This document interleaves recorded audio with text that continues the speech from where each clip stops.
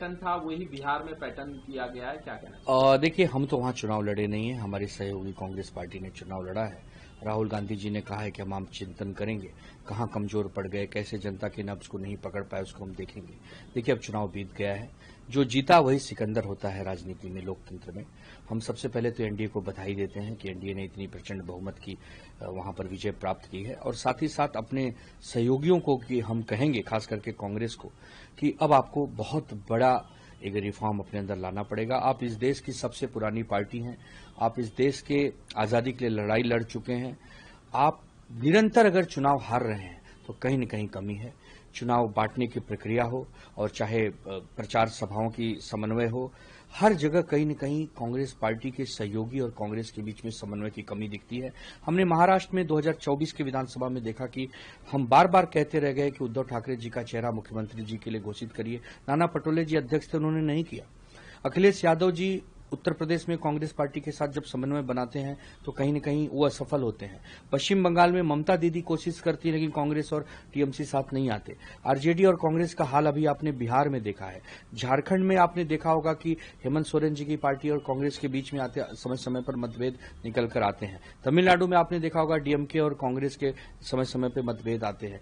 तो देखिए, कांग्रेस सबसे बड़ा दल है, बड़ा भाई है, तो बड़े भाई जैसा बर्ताव भी करना पड़ेगा। कांग्रेस की वजह से सहयोगियों को नुकसान उठाना पड़ता है। आज आरजेडी की आप हालत देख लीजिए, आप अखिलेश जी की देख लीजिए, हमारे यहाँ महाराष्ट्र में शरद पवार जी की पार्टी और हमारी पार्टी शिवसेना का देख लीजिए। जहां जहां कांग्रेस से हमको ज्यादा उम्मीदें होती हैं वहां हम निराश होते हैं। कांग्रेस को बहुत बड़े एक परिश्रम की आवश्यकता है। कांग्रेस को अपने अनुशासन को आगे बढ़ाने की आवश्यकता है।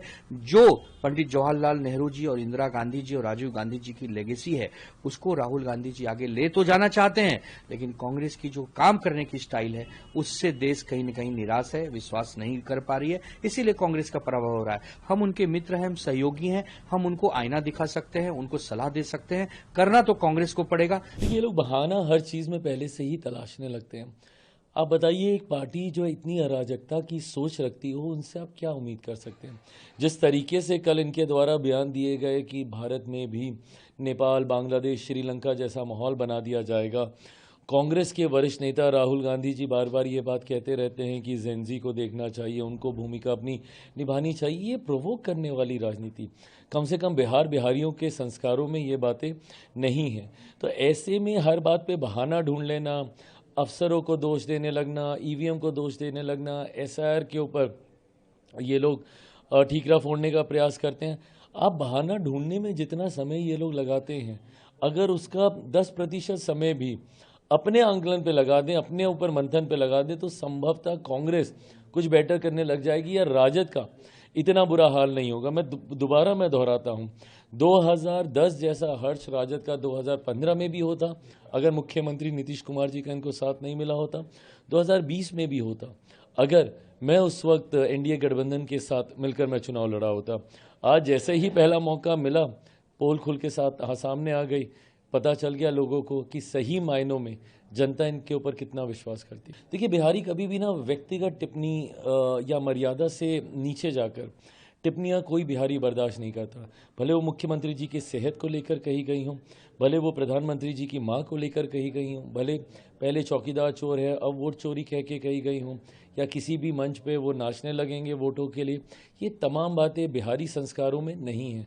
ऐसे में इस बात का नुकसान ही बार बार महागठबंधन को हुआ है और एक बार फिर हुआ है। के ऊपर कल ही बोला है, मैं बार बार नहीं बोलूंगा।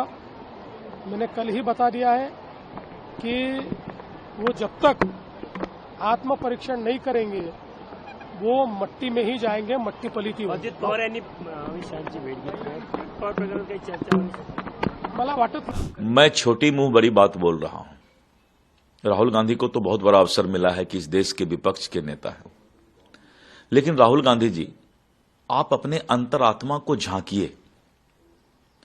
आप जब तक इस देश के आम जनता को यह साबित नहीं कर देंगे कि आप आतंकवाद का विरोध करते हैं,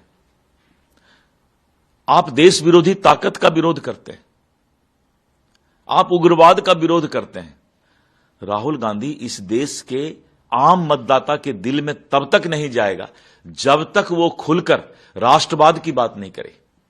जो राष्ट्र का बात नहीं करेगा, उसको कभी भी यह देश स्वीकार नहीं करेगी। दूसरा कि राहुल गांधी अभी तक मैच्योर्ड नहीं हो पाए। 57 साल तक उनको मौका लगा कि आपके बात में गंभीरता नहीं है, आप संविधान की बात करते हैं। जो आदमी देश विरोधी ताकत और आतंकवाद उग्रवाद के खिलाफ नहीं बोलता है, वो भारत के संविधान की बात करता है।